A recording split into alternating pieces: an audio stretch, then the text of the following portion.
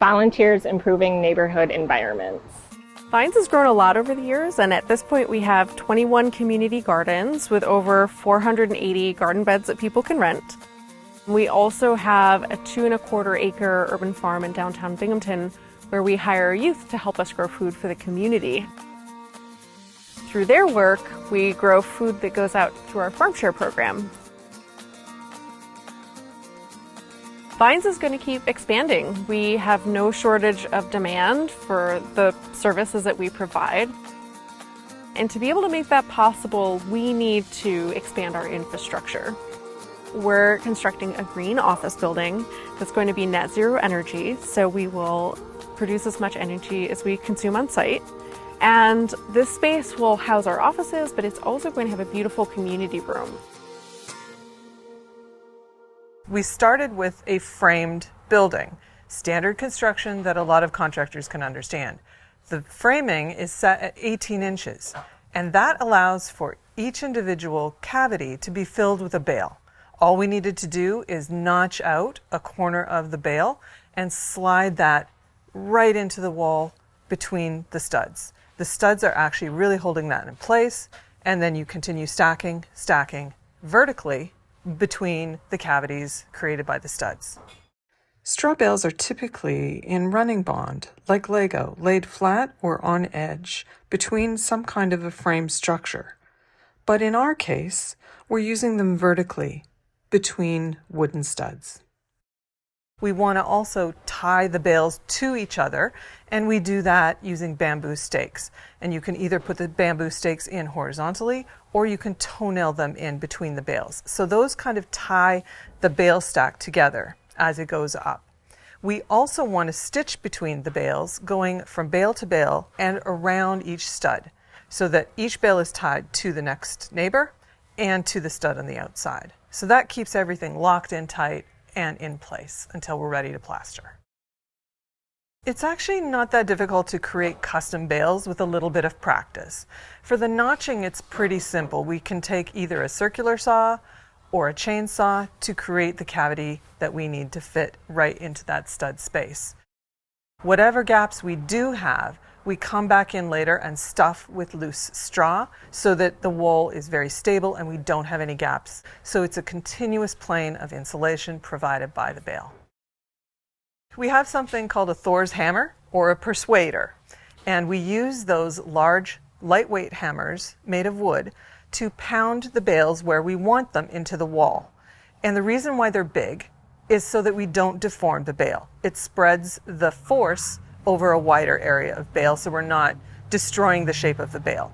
In some places, like the tops of walls where you have to really lever that in, we're also using either a plastic bag or some kind of a wedge to push down on the bale, get that tight into position, either with body weight or with our persuaders. For structural buildings, you can really use any grain type.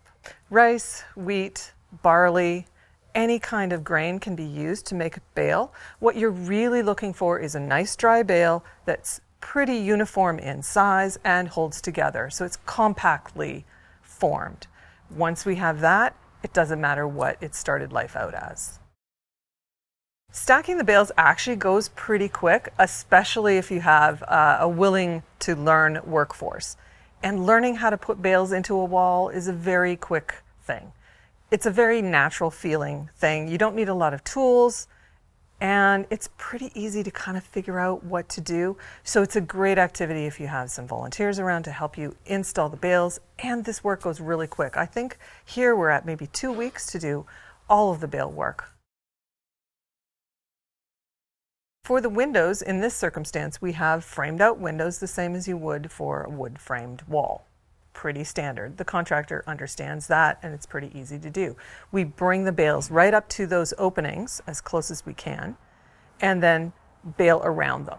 In order to put the bales on top and get a nice transition to our window, we can add a piece of lath, smooth that out, stuff some straw, and create a nice shape. We can also shape around the window to create a nice transition. So we want the bales to go all the way to where our roof line starts, and above that we'll use spray foam, which is a great insulation to use in combination with the bales because it takes into account any irregularities of bales and completely provides a good solid insulation between the wall plane and the roof surface.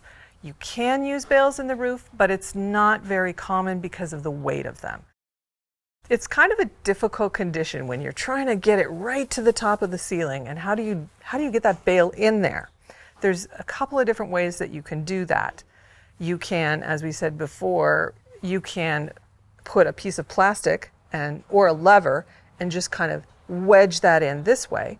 You can also pull out the one immediately behind it, put the other one in, and push the joint in together.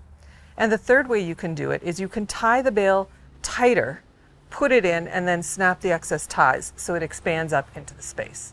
It's kind of a tricky situation to figure out, but once you've done 1 or 2 or 50, it becomes very natural. The concerns that you might have in a bale wall is, will rodents or mice eat it? Will termites eat it? Are you going to have it rotting in the walls? There is no grains in the straw. There's nothing for a rodent or a bug to want to eat. It's just the waste material, the stalks, the straws of the plant. So that doesn't really deteriorate also once it's in the wall, and termites don't eat it. There's actually much more fire protection using a straw bale wall than a conventional wood frame wall. And that's because the air content in the wall is so low. The bales are very tightly packed. There isn't enough oxygen in them to sustain a flame. And when they're coated with the plaster on both the exterior and the interior, it actually creates a fire-rated wall. So once the bales are up, it's time to put any wiring that we need into the wall. Running the wires in the interior wall is very similar to as we would do in a normal construction. And as you can see, we continue the wire through the ceiling cavity, and then it comes into our bale wall. And what they're doing is they're just finding a joint, running the wire in that joint, and down to where they want the box. So how do you find it working with the straw bale and installing the electric into it? It's different. It's different. I'm used to wood studs and foam insulation. Absolutely. So it's a little tricky, but we got it done. So it's just a new way of doing things. Right. So then you're drilling out a little spot, Yeah, put we a took a spike in there? chainsaw, drilled a hole, bored out a hole, and then plunged the spike in there, screwed the box to the spike, and then the wires are just run in the seams of the bales of hay in between the strings, and then we bore out a path here so that we could stick the wire in there so that the... And you've got the box sticking out a little bit just so the plaster can come right into that? It should come out flush with the edge of this box. So the plaster will come right into the box. Once that's completed, it's ready for its plaster finish. There is no vapor barrier, there is no sheathing. It just gets a natural, in this case, a natural sand and clay-based plaster. We don't want to put any mesh in or anything that's going to pop that plaster from good adhesion with the bales. And you can plaster right on top of the bales. They have a lot of tooth. They will grab that natural plaster and hold it right in. So it's actually quite easy to plaster them. You can create plaster finishes that go along the shape of the bales and create kind of a nice character, or you can really smooth it down. It's up to you what you choose to do. I think here we want to really see that it's a bale wall and allow for some of the natural variations. It creates a very beautiful, aesthetically pleasing condition. Before though? Yep, nothing exactly. Don't need any deeper than that. Nope. Nope. So keep watching. The next one we're going to get into how the plaster works and see some of that going on.